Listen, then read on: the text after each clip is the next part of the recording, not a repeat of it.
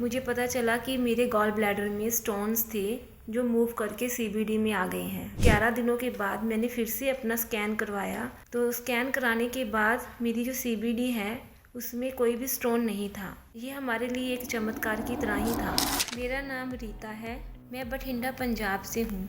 आज से 1 महीना पहले मुझे पता चला कि मेरे गॉल ब्लैडर में स्टोन्स थे जो मूव करके सीबीडी में आ गए हैं। तो हमें डॉक्टर ने उसी टाइम इंडोस्कोपी के बारे में बोला कि इंडोस्कोपी करा के आपको गॉल ब्लैडर रिमूव करना पड़ेगा। तो हमने आयुषी शुक्ला जी से बात की। आयुषी शुक्ला जी ने मुझे गाइड किया और उन्होंने जैसे मुझे गाइड किया मैंने उसी तरह से ही किया। उसी तरह से फ्रूट्स खाए और लगभग 11 दिनों के बाद मैंने फिर से अपना स्कैन करवाया। तो स्कैन कराने के बाद मेरी जो सीबीडी है उसमें कोई भी स्टोन नहीं था। ये हमारे लिए एक चमत्कार की तरह ही था। उसके बाद मेरे में इससे पहले ऑर्थराइटिस के भी पेन होते थे, कभी जॉइंट में, हैंड के जॉइंट में और कभी शोल्डर के जॉइंट में। ऐसे पेन मुझे लगातार आ रहे थे पिछले 2-3 महीने में। मैंने उसको लाइटली ले रखा था, लेकिन जब मैंने ये फ्रूट डाइट करी तो मेरे वो सारे पेन भी एकदम रिलैक्स हो गए, कोई पेन नहीं आया। और साथ ही मेरी स्किन में भी बहुत चेंजेस आए, मेरा मन भी बहुत शांत हो गया और मुझे बहुत अच्छा लग रहा है इस फ्रूट्स को खाने के बाद। आयुषी मैम के सेशन में जाने के बाद मुझे